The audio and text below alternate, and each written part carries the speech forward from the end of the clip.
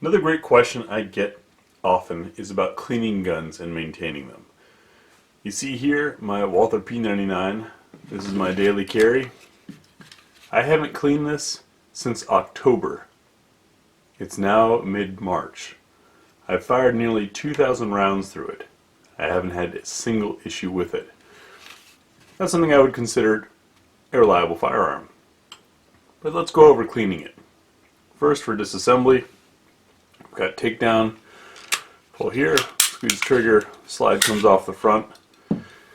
Just like a Glock or many other modern striker-fired firearms. To continue with disassembly, got to remove the spring system. I'm going to pull towards the front of the gun, up and out. Rotate the slide over, push the barrel forward a little bit, and it'll come right out the bottom. For most of you, and for regular use, this is all you need to do to disassemble striker-fired regular firearm. Now my spring system is different. This is from DPM. This is actually a 3-spring progressive rate product that we're testing out and we'll cover in a future video. Back to the gun. Where to clean and what to clean. Simplest part, we'll start with the barrel.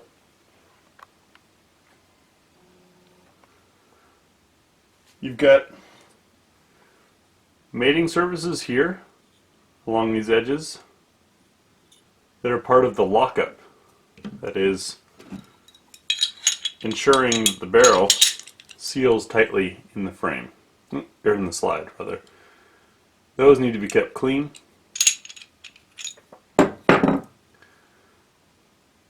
This ramp here is part of what guides the round up into the chamber. As the round strips off the magazine, it gets pushed up and in.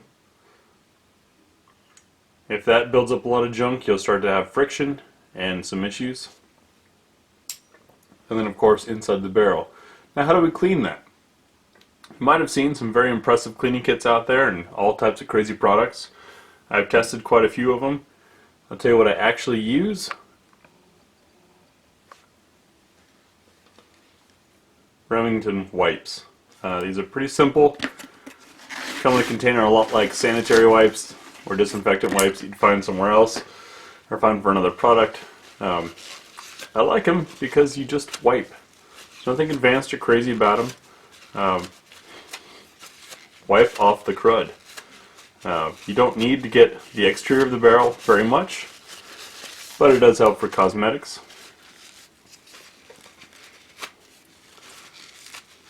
Get that area clean. You might end up with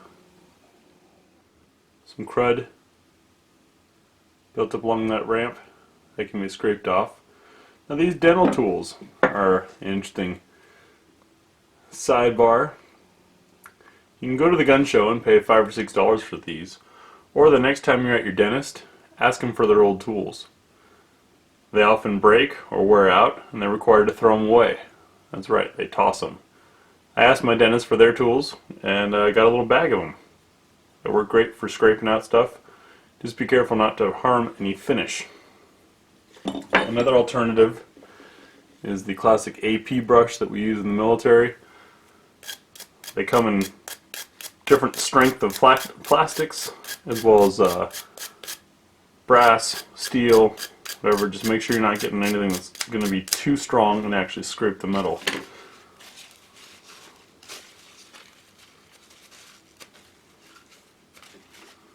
It's starting to come clean.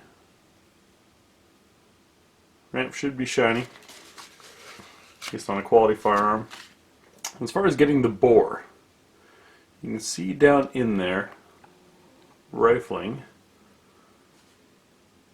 This one's pretty dirty.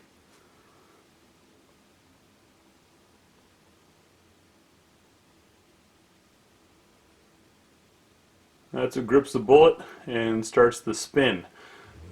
As the bullet passes through, a little bit of copper is stripped off, and that cruds up those landing grooves and traps carbon and other things with it. The traditional method is to use a brush. There's also a lot of great products out there that make things a lot easier, such as the Boar Snake, or as you saw me review, the Otis Ripcord. Copper end goes in through the back end, and then you just pull straight through.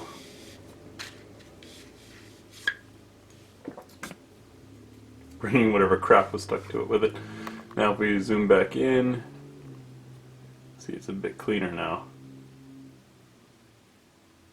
1 or 2 passes is all you need there. Moving on to the slide. All this in here is purely cosmetic, but doesn't hurt to keep it clean. Your gun might look a little different, as some models are overly complicated for no real apparent reason. I like to compare Walther with Volkswagen, in that you get the quality of German engineering and manufacturing without the overkill that you might see in a BMW. That would be the Heckler & Koch. Now these rails you see here are what guide the slide as it slides back and forth on the frame. You want to get the crud out of there. I use a Q-tip.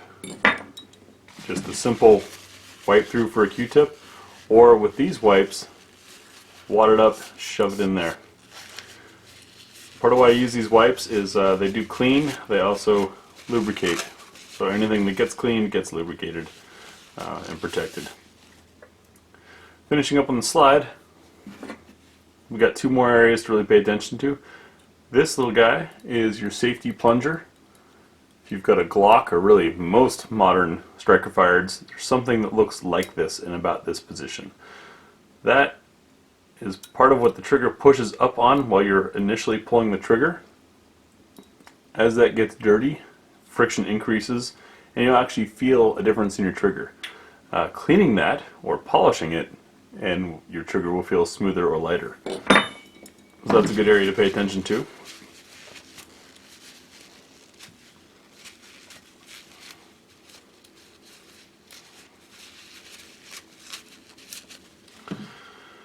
Next is the extractor.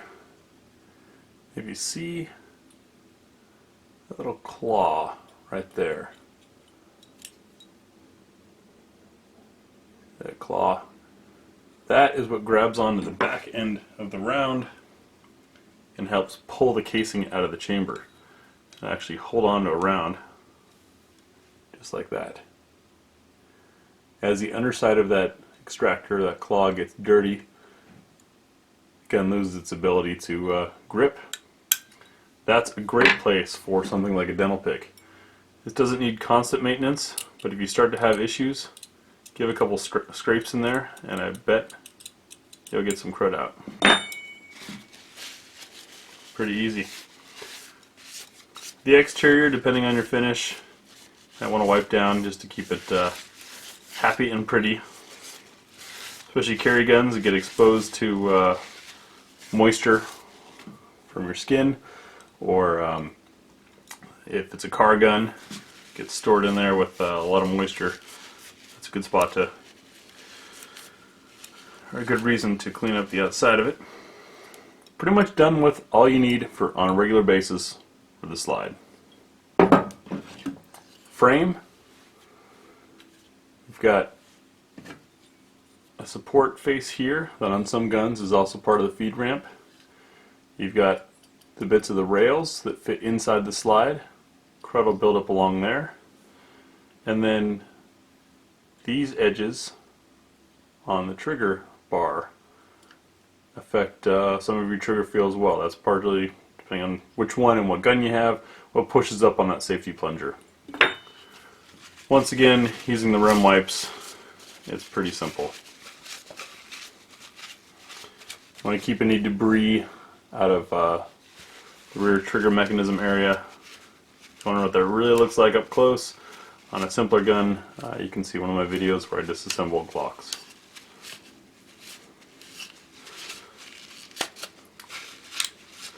that's about all we got to worry about. Maybe a little cosmetic here, like that powder burn from 1,800 rounds of abuse. And it's gone. So that's it. 1,800 plus rounds, well, nearly 2,000 rounds really, of various ammo types through this gun since between October and March. And pretty much good to go for another 1,800. Reassembly, just reverse what you did to take it apart. First you want to put the barrel back into the slide. Your spring. This DPM spring's a little more complicated as it's not a fully trapped system. It rests on a little shelf in the barrel there. Pull back onto the slide. And a functions check to make sure everything's still good. That's it. No need for a crazy kit. Just a few simple items, some of which were free.